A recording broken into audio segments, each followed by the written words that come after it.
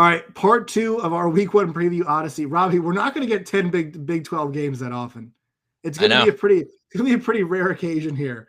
Once again, Josh Neighbors here, Robbie Triano over there of Sirius XM. We are apart. Normally we had about what, Robbie, 2 months of being together in studio. Yep. It was January, February, and then a little bit of March. But you are back in the studios. I hope to join you soon. Of course. But do you feel the electricity coming? Is this preview helping you get psyched? Is the show? Do you feel every single day like the momentum just building? Yes, because last year covering college football and doing the show was awful. Yes, football was played, but every Friday it's just, you're just waiting, scrolling, refreshing Twitter. Oh, Baylor can't play today. Sorry, COVID, games postponed.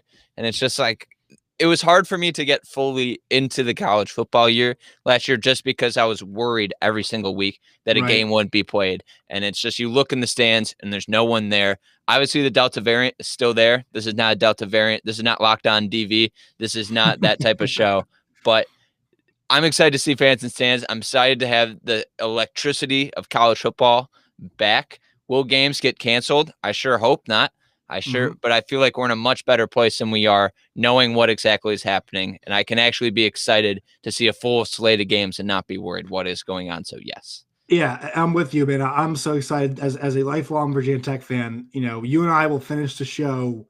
I'll be honest. The TV's going to be on in the background for the last hour of the show tomorrow, Robbie. We work 4 to 6 Eastern time. Yes. Because Virginia Tech starts right at 6. Wow. And I'll be damned if I'm missing that first, the scenes of Enter Sandman at Lane Stadium. So we'll be good to go.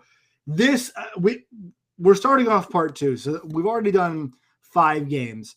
We have done Kansas, South Dakota, Tulane, Oklahoma, Stanford, Kansas State, West Virginia, Maryland, and Northern Iowa, Iowa State. We are starting off with the main course here. The best game of the day. 3:30 Central on Fox. Number 23, Louisiana. Number 21, Texas. Texas, 8-point favorites. Robbie, this number started at 13.5 points. Mm-hmm. It is down to 8. And let me tell you something. ULL is a very good team. Billy Napier, very good coach. The roster's super talented. They went into Iowa State last year, went into Ames, first game of the year, beat him by 2 scores. Steve Sarkisian's got a really good Texas team, decent roster. I like Steve Sarkisian a lot as a head coach. I think he was the right choice. Texas fans in the YouTube comments have all claimed that I'm an idiot. I've got no clue what's happening here. That's amazing from Texas fans. Wow. And that Sark has really played this quarterback situation very well. You and I work with people who don't see it that way. I don't think you and I see it that way. And I want to tell you how I see it. I think Steve Sarkisian, who is known as a quarterback whisperer, right, has not gotten his guy in yet. I think when he said he took this job because of the quarterbacks, I think he was trying to boost their confidence. I think he made the right move in publicly challenging both of his quarterbacks a couple weeks ago. I think neither of the quarterbacks has done anything to go out and win the job, because even earlier today, I saw Brian Davis of the Austin American-Statesman tweeting about this and saying, if Casey Thompson gets hot, he could be left in the game. But Hudson Card's the starter. This quarterback battle has not worked itself out the way he thought it would. I don't think it's worked out the way the other guy thought it would, or any Texas fans thought it would. And I think the ones that are trying to talk themselves into whatever is happening are just trying to be optimists. No, I agree with that full-heartedly. And the thing that is the most damaging in sports in general, the everything in sports revolves around hope. Right. Texas fans have a lot of hope because they see what exactly happened last year with Alabama and Steve Sarkisian's offense. So they're putting a lot of hope to take that and be like, Hudson Card will be fine. Casey Thompson will be fine. These are not highly recruited guys. These are not guys that, are the top 3 5-star type of quarterbacks. I understand that. Steve Sarkisian inherited that. But there's been nothing right there. The point that I have the most trouble with is Steve Sarkisian never said, boy, man, these guys are making it really, really difficult. They're just that good. It's like, you know what? They struggled. One has too many turnovers going on. It's just like, I understand he needs to be critical and push these players to be the best, but there's never been a, oh boy, these guys are that good. It's just that hard of a decision. It's more like, I got to see which one makes the least amount of mistakes. And that's the point. I feel like if you're a Texas fan, I get you want to be optimist, but that's concerning for me. If you just like are going, he makes the least amount of mistakes, so he should be our starting quarterback. I don't think that's the way you want to operate a team. So yeah, I think the quarterback conversation is concerning, but we could all feel really stupid if Hudson Card comes out against Louisiana and just balls out. And we're like, oh, okay, we should just believe this guy. And Card plays the whole game, and Sark's like, you dumbasses thought that I didn't know it was going to happen at quarterback. You guys, and sure, he plays us, but here's the thing. We can only go off of what we have heard, and we haven't seen very much. And Chip Brown tells us, Brian Davis tells us, they haven't been able to see a whole lot. And if you're in Sark's position, why would you? Because it sounds like it hasn't been that good, right? So would you want the media being there being like, this is not really good here? And I understand if people, Sark's a great offensive mind. This is not me disputing any of that, but these aren't his players. And so this is not a situation that he's handpicked. Now, am I going to say his management of it has been the best?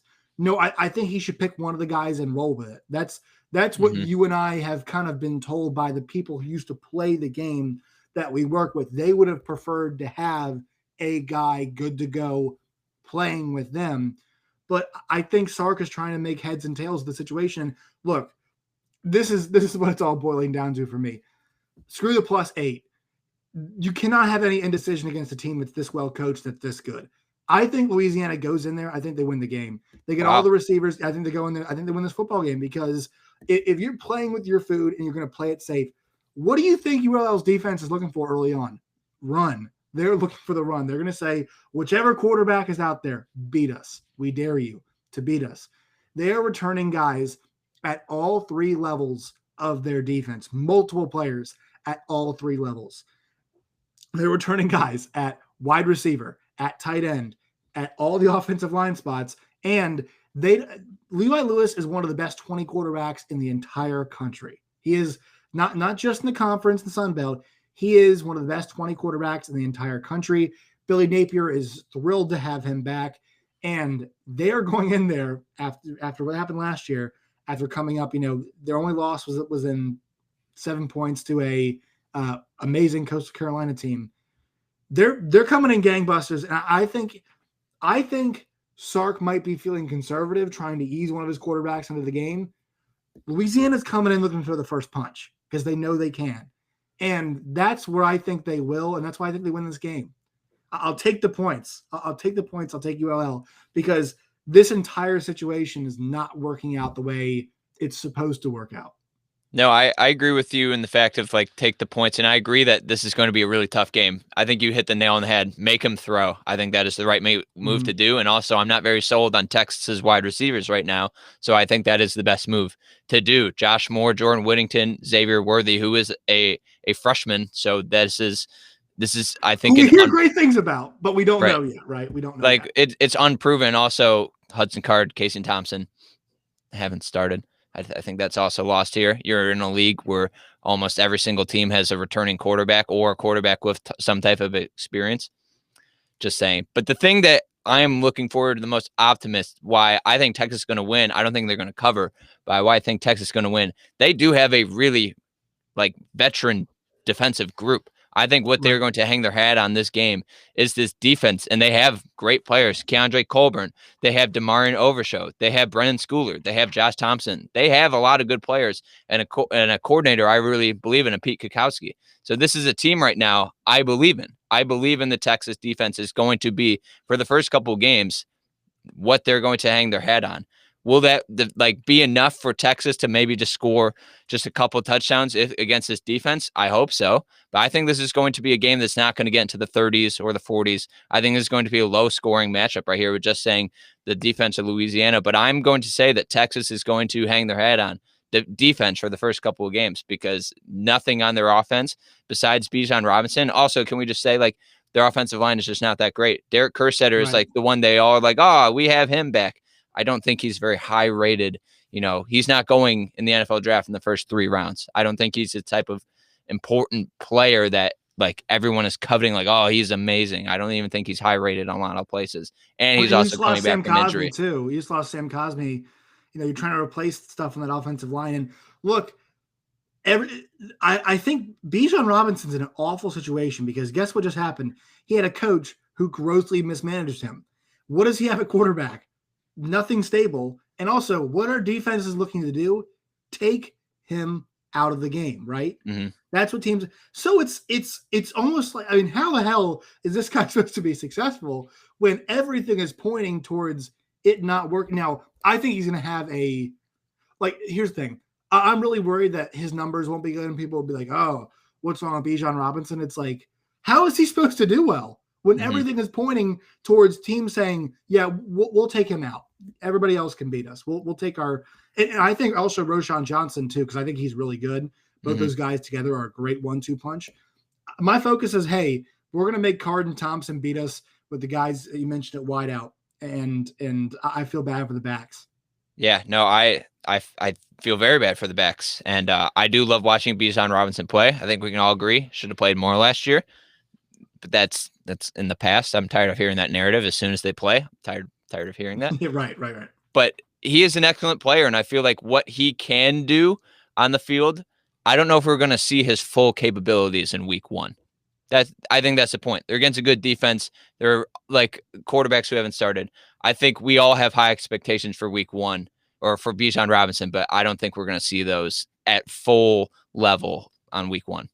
I think the plan for them is on both sides of the ball, try to wear down Louisiana, right? Try to use your more athletic, bigger players on both lines, right? I know, and we'll see if that offensive line can get that push. That remains to be seen. But I think on defense, they're going to try to wear down that offensive line. But here's the thing.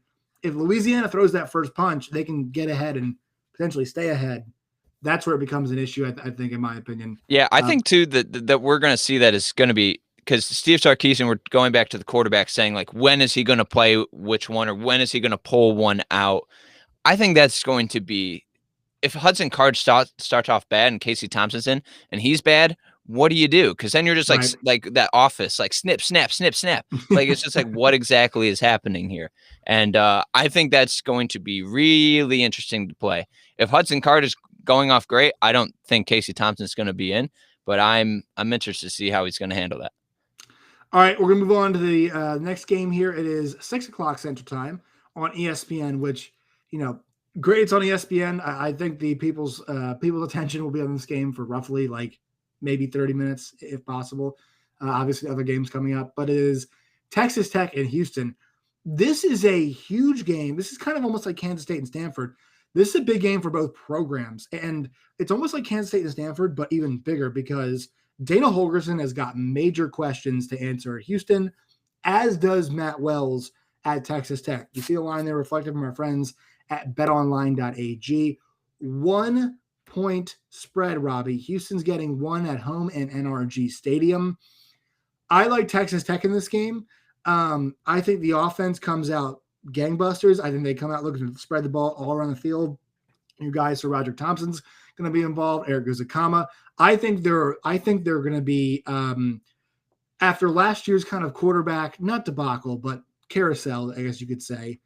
They're eager to put on full display that offense is not to be trifled with this year. It's going to be Tyler Shuck. It's going to be arm strength. It's going to be air raid. It's going to be spreading the ball to every single part of the field. I think they win this game. I think they do it with their offense. And I think it's kind of getting back to Texas Tech's old roots because that's the only path, I believe, this year to getting to 6 wins. Yeah, this is, if we were to power rank the opening games for the Big 12 this weekend, I have this as my number 2 game because I think there's a lot of pressure on Matt Wells this season. And I think if you're a Texas Tech fan, however this outcome goes, that's where your belief of this year goes. If this team wins, I'm full aboard. If they lose this opener against Houston, a team that I think, Texas Tech should be better than Houston. They should be better than Houston. If you lose that, I feel like the total interest comes out of Lubbock. I don't think they care that much about it. One thing I am worried about in this game, Matt Wells at his press conference said that Roderick Thompson is a game time decision for Saturday's game and is trending towards the right direction. but it's a game time decision. I think that offense goes around what he does. I think he is an excellent at running the football, and also the way he can catch out of the backfield is important for them. And I am also extremely excited to see Tyler Shuck. I don't know why he left Oregon. I think he was good for them. If you watch highlights of him, I feel like he's perfect for what system that Matt Wells and Sonny Cumbie are trying to run there in Texas Tech. And also, they have a good defense. I don't think what they have up front is too great, but they have a great linebacking core with Texas Tech. This is a game I'm looking forward to, even though that it's during Clemson and Georgia. Why? Why do you have to do this to us? I don't know, but I'm excited for this game. Yeah, when you think of air raid principles, right, you think of somebody who can spread the ball like all over the field, right? A guy like, I know Gardner Minshew doesn't do it with maybe the most velocity, right? Or Luke Falk, right? But somebody and who can get the ball all over the field, he can do that to the next level because he has got the strength. He is a big dude. If he's anything, he is big. Yeah, I think last year, Mario Cristobal is about so much about winning, right? And they want to win so badly at Oregon immediately. Tyler Shuck is somebody that's going to need to develop, and he'll get plenty of reps this year to actually do that. And you and I have been questioning all offseason why his odds to be the number one pick are so high, but maybe this is why, right? Maybe Vegas and maybe some of the NFL people see what we don't see, right? See the fact that, hey, he's a gem that, if refined through repetition, can be a guy that makes the next level. I think they do display it. I think your point about Sir Roderick Thompson's spot on, because people always talk about the running back and air raid. Why would you want to play running back? Well, if you're a guy like him, and I actually think that he almost is like, he's like Marcus Garrett, right? Not Marcus Garrett. I'm trying to, who's the wing player for Texas for Kansas last year? Totally. Jalen Wilson? Nope. 3-point shooter. Christian Brown? Ochai Agbaji. Yeah, Osha. Yeah. Like, he projects better as a NBA player as he does, the college player. He's a 3-and-D guy. I think Sir Roderick Thompson is kind of the same way. He's a pass-catching running back who's a great guy on third downs. That works the next level. I think he's going to project well at the next level. I'm the same way. An air raid, that actually works out really well for him. So I'm excited to see. But I'm taking Texas Tech. I'll give the 1 point.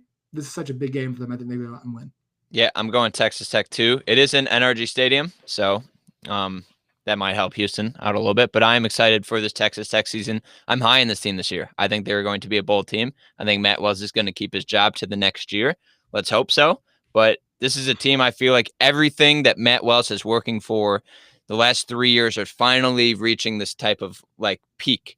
You have the good quarterback. You have the good running back. You have a good offensive line. You have the best defense that you have. You have your best wide receivers that you have. You have everything that is your best of this year. You need to prove it in this game one, or else you're going to lose all the fan interest. So Texas Tech, Matt Wells, get it done. All right, we're moving on now, but before we do, a word from our sponsors. Robbie, I'm sure you just heard about Built Bar, right, through the BYU stories. The first time you heard about it? Well, Built Bar, my friend, the best protein bar in the game today. They've got 9 delicious flavors: coconut, cherry bar, chia, raspberry, mint brownie, double chocolate, salted caramel, strawberry, orange, cookies and cream, and German chocolate. 17 to 18 grams of protein. Calorie ranges from 130 to 180, 4 to 5 grams of sugar, and only 4 to 5 grams of net carbs. And also the official protein bar of the U.S. track and field team, which is pretty cool. Go to built.com. That's built.com.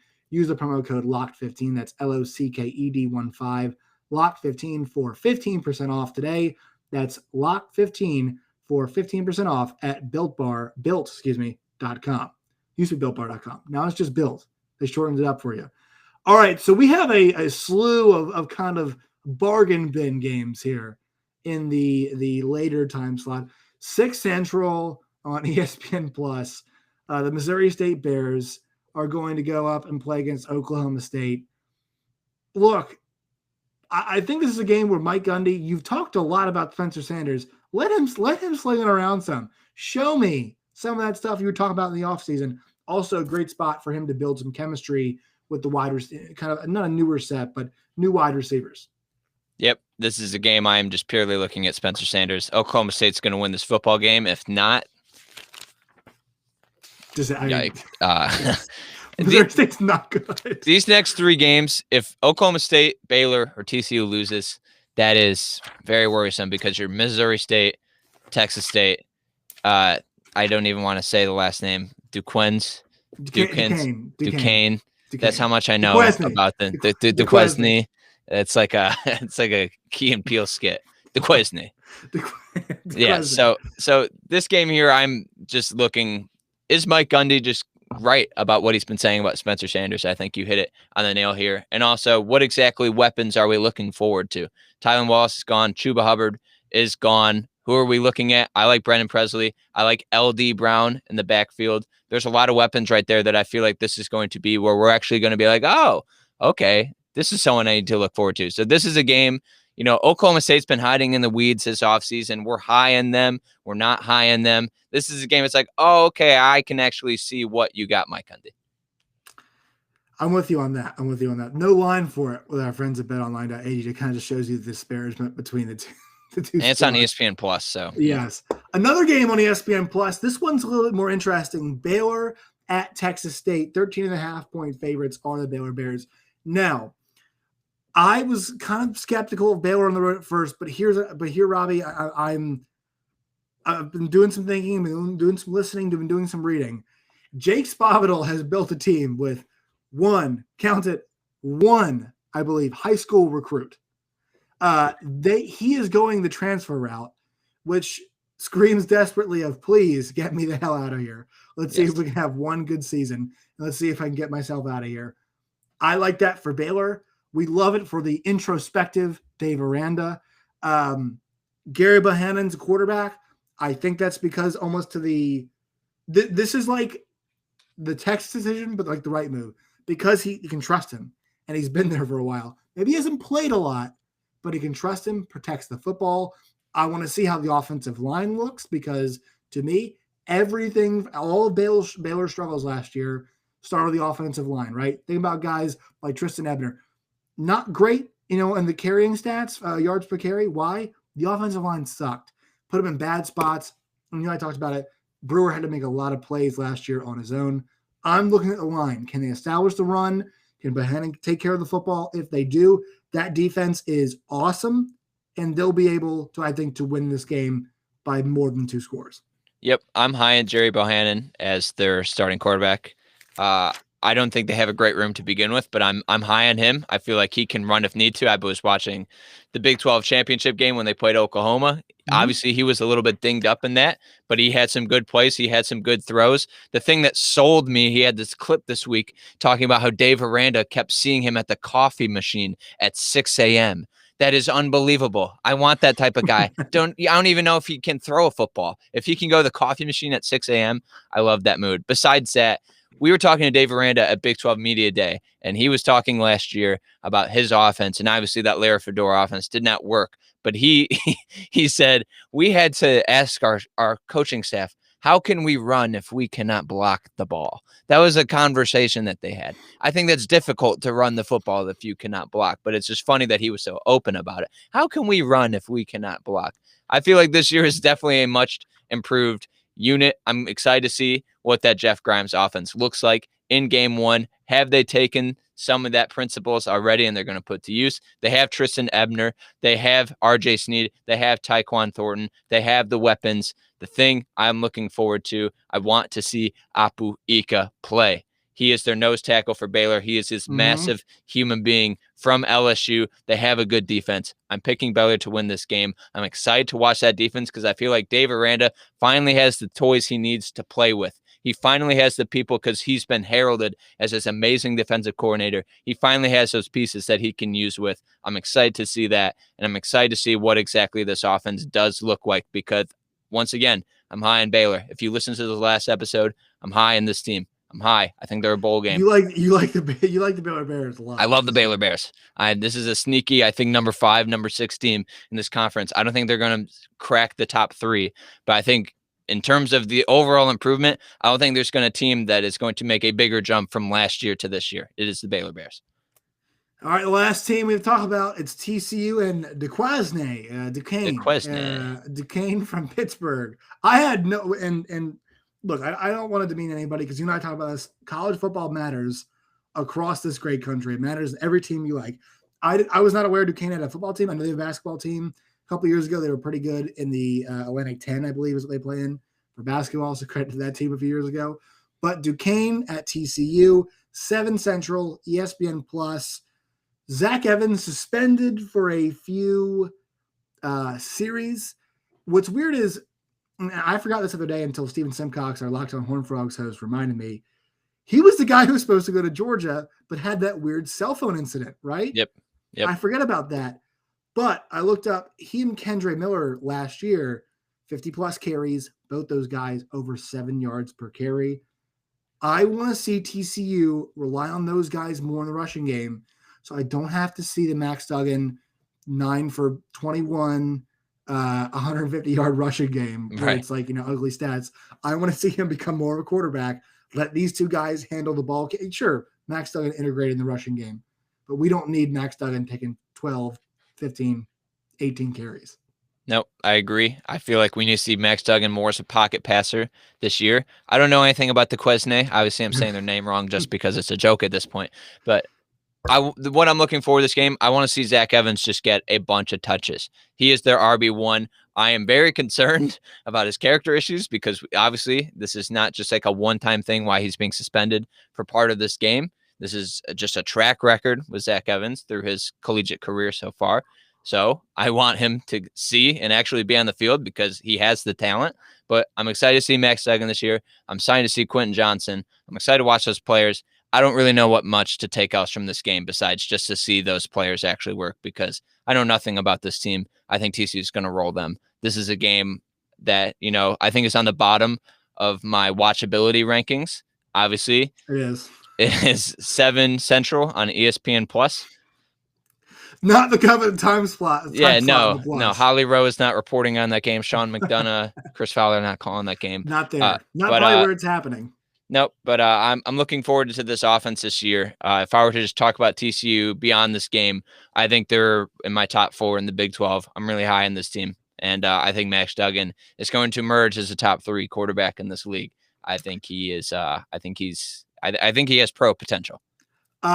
I'm not on that page with you, but I do appreciate your confidence. Everybody's always entitled to their own opinion. Yeah. All right, before we get to our Saturday 7. One word from our friends at betonline.ag. Sure, they didn't have lines for Duquesne TCU, but actually who would? Let's be honest about that. Betonline.ag, my friends, they've got your NFL Super Contest, Mega Contest as they call it. Also, they've got a $200,000 NFL Survivor Pool, MLB, NBA, NHL, Formula One, boxing, UFC, whatever it is you want to bet on, they've got it at BetOnline. It's free. You can sign up today. You can use your iPhone. You can use your iPad. If you have an iPod Touch, Robbie, that's still got some Wi-Fi connection, yes. You could probably use that to sign up as long as you're 21 years old. You can use your computer too, betonline.ag. Use that promo code Locked On. That's LOCKEDON, Locked On. You'll get a deposit bonus as well. BetOnline, my friends, they're your online sportsbook experts. And speaking of BetOnline, our lines for our Saturday 7 are from betonline.ag. Now, Robbie, Saturday 7, here's how it works. This is a thing that I've carried on from during I had a radio show at the University of Missouri. It is the 7 games outside of this conference that I have deemed the most impactful from this week. If you don't agree with me, it's totally fine. Actually, let me know because it'd be fun banter. But we go in scheduling order. And also this week, because it's the first week of the season, it's not really the Saturday 7 because all the games take place on different days. So the first game, 5 p.m. Central Time on ESPN. Tomorrow night, it's number 10 UNC at Virginia Tech. I am legally bound to take the Hokies plus the 5.5. I wouldn't though because every home game they have, it's big. It feels like they end up losing by at least 2 scores. So I would tell you UNC here. But the argument for Tech, Robbie, is the fact that UNC has lost over 2,000 yards of rushing and like 20 plus touchdowns and the same thing in receiving, right? Because they had a lot of guys go to the NFL. So I think there's an argument for Tech here is that if you're going to catch UNC at some point this season, this is the time to do it. Yeah, I'm excited to watch this game too. I think North Carolina is a team that, is highly ranked, top 10 team. I'm excited to see Sam Howell play. I'm excited to see an actual threat to Clemson. Is that actually going to happen? I don't know, but I think North Carolina has been seen as that team to actually contend against Clemson, if that is the word you want to use, contend. Maybe just, I don't know, poke at Clemson. But this is a game I think a good reason to. Sell me on Virginia Tech and sell me on their head coach, because I would not say I'm a Virginia Tech believer, I but can't tell you what that, Justin Fuente. I think he wasn't hired. I think he wasn't fired because it was a COVID year, and I'm not sure the money was there at the time. I think it will be this offseason. It feels like it's kind of this is it. This is probably it for them. got it. Also, their tough schedule. So if there's any time that he wants to make his case, right? They've got this game here. It's a West tough Virginia. opener. This is a really tough opener. They're in Morgantown in the third week of the season. So they got plenty on the line here for them. All right, we'll move on. Number 2 game, 11 a.m. on Fox, Penn State, Wisconsin. I love it. You know what's great, Robbie? The 9-game conference schedule. And who started that? The Big 12. Yes. You know why it's great? Because guess what? In week 1, you'll get meaningful, even week 0, you'll get meaningful conference games like we got last week, Nebraska, Illinois. This one, Penn State at Wisconsin. Wisconsin 5.5-point home favorites because they have the Camp Randall advantage. Here's the thing, Robbie. I'm so excited to see a Wisconsin offense that's not just run, play, run again on third down, pass whenever. Graham Mertz thinks he's the real deal Holyfield. I think he might be the real deal Holyfield. I'm excited to see them with maybe a more diverse offensive attack. Yep. So Penn State last year, I would not say had a great year, but that's a 2020 year. I don't know how much credit I'm going to give to that. I'm going to say that to the teams I believe in, but it's like, it was a tough year, but the teams that I want to think stink, I'm going to be like, but whatever. So this is Wisconsin's a team I believe in this year. I think they're not a legitimate threat to Ohio State, but I feel like they're a team in the Big Ten West that could actually, contend and make that game eventful. So I'm looking for Wisconsin to win this as well. Give me the points. Yeah, I think it's close, but I'll take Scotty in this game. This one, you don't have to sell this game. I know it's a 20-point spread, 19.5 here, but 2:30 on ABC. The preseason best team, we'll put in, just for selling purposes, the best team in the country versus maybe the most exciting player in the country in De'Aaron King. I'm going to take the 19.5 here, and maybe if you give me I might put this in a 2-team teaser, maybe with Wisconsin.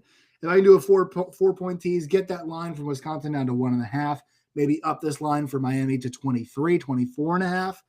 I'm going to take Miami plus the points because there's so many questions for Alabama moving this season. But this game, I'm still excited to watch. De'Aaron King versus Alabama's defense, which should be awesome this season. So here's a stat that may make you change your point here. Yes, our good friend Save me money, please. Our good friend Stuart Mandel, he wrote about this game making his locks for the week. This is a neutral site game. Mm-hmm. The last 10 neutral site games, Alabama is 9-1 against the spread. 9-1 against the spread. I've changed my mind. I am not going to take Miami. So they don't win. They dominate in these type of games right now. Dominate. So I'm going to take Alabama in these points. 9-1 against the spread in neutral site games. What a crazy statistic. Was the last one the Clemson game, I guess, probably, right? That's a neutral site game. That was probably the Clemson National Championship game they lost. Right. Oh, openers. Neutral site openers. Neutral site openers. Okay. Openers. So yes, 9-1 on neutral site openers with a 25-point average margin. 25 points. That spread is 19.5. If it was 20, I get a 6-point tease. I'd push to 26 and I'd cash it then. But no, on this one, But I'm excited to watch Miami. I think Miami is a better team than I think most of the teams stay open. They're so, I'm excited to see Miami play. I will never doubt against Nick Saban, Alabama, ever. The big question always for Florida-based ACC teams: can you block anybody? Miami and Florida State, their offensive lines have been horrible. I think Miami's a bit higher on that, but we'll see in this game. Number 4. 2:30, the Big Ten Network. Bet your ass on BTN. Mm-hmm. Indiana, Iowa. This feels like the game that I watched last year. Indiana versus Penn State, except it's different teams. Michael Penix is back from the injury. Indiana, Robbie, just the Big Ten version of Iowa State, right? Reached great heights last season, and oh my God, we're all back to do it again. Let's see what happens here. And Michael Penix actually is pretty young too, relatively speaking. I'm pretty sure he's younger for as far as these quarterbacks go. Iowa is Iowa. They're so consistent all the time. Yeah, I'm kind of in on Iowa here, -3 at home to set up what is a mega matchup next week between Iowa State and Iowa. If you're an Iowa State fan, you want Indiana to beat the hell out of Iowa. If you're a Big 12 fan outside of Ames, you want Iowa to win because I want that game next week to be awesome. I want that game Hold on. If you're an Iowa State fan, maybe you want Iowa to win because next week it just helps build and makes that exercising of the demons almost like another notch in the belt saying, we're right. Oh, we got to go. Yeah. So I could see it from both sides. Yep. I'm going to take Iowa on this end. I'm not the biggest believer in Indiana. I feel like last year was just like some really good things happen. I'm not a true believer of this team as well when these teams actually have full power. I believe in the rest of the Big Ten this year besides Indiana. So I'm not giving them the stock. I've been watching Indiana my whole life as a Michigan State fan. I could say the same thing about Iowa State. They haven't been good, but Tom Allen's a good coach, but I'm never going to believe Indiana in the full stage with a full year. I'm just not.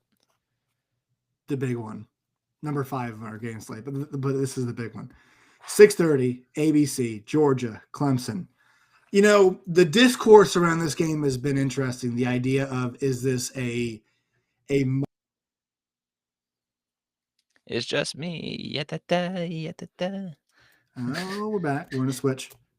There it is. All right. I was dancing. I was like, oh, whoa. Yeah. Hold on. Let me see if I have you back. Hold on. Can you see me? Am I moving for you? Yeah, I got you. Hold on. You're stuck from me. I was recording with that. All right. We're just going to roll. The discourse here is it a must win for these teams? And I think the way you frame it is this. Look, does the Big 12 champion make it? Yes. Does the Big 10 champion make it? Yes. Does the SEC champion make it? Yes. So in this situation, if Georgia loses, to me, they have to win the SEC. They have to win the 100%. SEC to make it. And do you want to bet on that? I mean, I think I'd bet on them to make it out of the East. So it gives them a shot. Clemson, they don't have to actually. I think more pressure's on Georgia because for them, the heat would be on for them. Clemson, you could argue the heat is on for them in the sense of they like to mess up sometimes. They like to, mess around against Boston College or an NC State or a Pitt, right? We saw them last year against Boston College. They're down like 18 points at one point in the game. So I do think this game matters. I really do. I'm rolling with Georgia. I know they're injured. I know they're banged up. Kirby Smart's really confident in this team. I am too. I think this offense, if I had a preseason ranked teams, number 1's Oklahoma, number 2 is Georgia, in my opinion. I'm going with Georgia plus the points. Neutral site, but let's be honest. There'll be Clemson fans there. It's going to be a majority Georgia fans. That's what they do. They take over stadiums like nobody else. Yeah, this is a game here. You hit the nail on the head. I think this is an important. Not people say if they lose, they'll still be fine. I think like Clemson loses, they have an easier rest of their schedule for the end of the year. I feel like this is an absolute must win for Georgia because if they lose this, and if they lose any other game in the SEC, I think it's hard to be like, let's put them in the college football playoff. Obviously, they can be like, whoa, it's week 1. Everyone in that whatever committee room is going to, it's week 1. This is a game I think is a must win for Georgia, and I'm not going with Georgia here. Everyone seems to have Georgia as their darling to win the SEC this year. I understand they return a lot of talent. And they have the quarterback. I'm not going to bet against Clemson. I'm not going to bet against their quarterback. I think this is a team in Clemson I'm just never going to bet against. And Georgia and Kirby Smart had a couple years where yes, but this is not that year. I'm team Clemson. I'm team taking the points. I think number 3 Clemson is going to beat Georgia, and I think that you're going to see a lot of upset Georgia fans and a lot of upset pundits in college football who are going to be like, "Damn it, why did I pick them to win the SEC?" I will look. I'll never cry for upset Georgia fans like that. That's fine. It's fine with me. Number 6, This is the spiciest game of the week. I'm not going to lie to everybody. So 7:30 on Fox, LSU, UCLA. Nobody will be watching this game. Absolutely nobody. But and people have been saying, well, UCLA will not face the caliber of athlete that LSU has. UCLA last week put it on Hawaii. No, it's not a good team. And DTR played like dog, you know what. Mm-hmm. I'm taking UCLA. UCLA is +3. Excuse me. The line's wrong here. In my mind, I was thinking UCLA. I'm taking UCLA. I'm taking the points. What? Another at home. Yeah. Oh, yeah. Obviously Max Johnson's going to be the quarterback for LSU. That was not the desired outcome of the offseason. DTR, I have confidence in. Chip Kelly, Zach Charbonnet, their defense, they looked mean and ready to go last week. I think I'm taking UCLA because their defense looked mean and snappy. Give me the Bruins. Give me the points. It will be a decent home atmosphere. I know you were knocking it yesterday, Robbie. This weekend it will be. Well, let's go. Give me the points. Give me the home team. You were sipping that Chip Kelly coup. You're sipping that Chip Kelly Kool-Aid. My God. I want it to happen. Based on principle, I can never say that a Pac-12 team is better than the SEC. Just based on principle. I'm going LSU here. I cannot in full-heartedly believe that I hate the Pac-12. I'm just going to say I hate the Pac-12 as a Big 12 person. Because like, oh, you guys Spider-Man meme. Ha ha ha. No, F you. I'm going LSU here. I'm going LSU. There's no way this team against Hawaii is going to have that much impact on me. I'm going LSU. Just based on the brand and SEC, there's a different type of beast at LSU than at UCLA. Last one. I'm going another home team plus the points here. 6:30 on ABC. Notre Dame at Florida State. I would take Notre Dame here, but here's the problem, Robbie. Jack Cohn is playing quarterback for them. I've watched enough Jack Cohn to know he's not good. He's never been good. And so you're giving me 7.5. And Kyle Hamilton, let me get this out here. Kyle Hamilton, safety from Notre Dame, is my favorite player in college football. Absolutely. Wow. From the moment that I've laid eyes on him, I've said that guy needs to be a member of the Washington football team. If he goes, I don't buy jerseys. I don't. Whatever pro team he goes to, he'll be getting, I will purchase a jersey of his. I will not wear it. I'll hang it up somewhere to be like, hey, I told you guys from the beginning, he'd be a Hall of Famer. This guy is unbelievable. This guy he covers ground like nobody's business. Pass coverage, run coverage, whatever it is. He is excellent. Jack Cohn, though, you give me Jack Cohn and you give me another team plus points at home. I don't love this FSU team, but I like him enough to take him plus 7.5 against Jack Cohn and Notre Dame. Yeah, I'm gonna root for Florida State just because the fact that Mackenzie Milton is on their football team. Mm-hmm. Will it be him? Yes. Will it be Jordan Travis, the quarterback? We don't know yet, but I'm going to give them – I don't think they're going to win. I believe in Notre Dame no matter what. Brian Kelly, known fact, was the head coach of my alma mater, Grand Valley State, who brought us our first Division II championship in the early 2000s. I will ride for him forever because of that one reason. But I'm picking Notre Dame to win. I'm picking Florida State to get the points. Mackenzie Milton, baby. I want to see that guy in action. He was electric.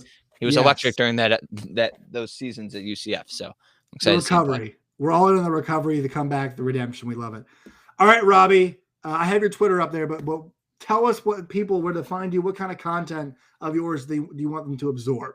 Big 12 today, Sirius XM channel 375. Josh and I are behind the wheel out here dishing it with Gabe Eichert, Dusty Dvorak, Chris Plank up front. Leading the show. Tune into that at the Triano Kid if you just want to see random thoughts in my brain. Awesome. Robbie, appreciate your time. Absolutely. Have a good one.